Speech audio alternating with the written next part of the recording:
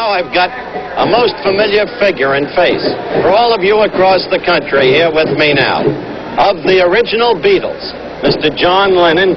Hello, John, Howard. nice to see you, John. Nice Want to to move meet you. that up just a little closer? How are you? What's been your view of this American professional football scene? It's an amazing event and sight. It makes rock concerts look like tea parties. But I must say, the first thing I heard when I got in was I'm playing a Beatles tune yesterday, which cheered me up no end. I've been trying to follow the game, but I couldn't understand why half the team was off and half the team was on. Well, we can't explain that to you now, but what's your general impression of the game as compared with A, rugby, and B, soccer football? It's nothing like soccer, but I can see a very close relationship to rugby football, which has the same shaped ball and they move 15 yards down the line at a time.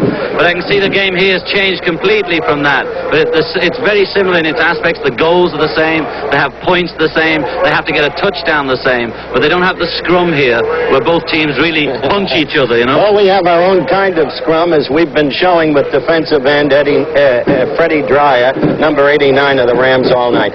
Will the Beatles ever reunite? You never know. You never know. I mean, it's always in the wind. If it looked like this, it might be worth doing, right? You did just spend the weekend with Ringo. Yeah, and I promised him I'd mention his album out now, and I said I wouldn't mention my own, which is out now, too. Forget it. Thank you very much, It's been John. a pleasure. Thanks for having me, Howard. Well, maybe we'll get to talk to you later in the show. Right now, we've got to rejoin the Giffer. Frank Okay, Giffer. Over to Giffer. Bye-bye.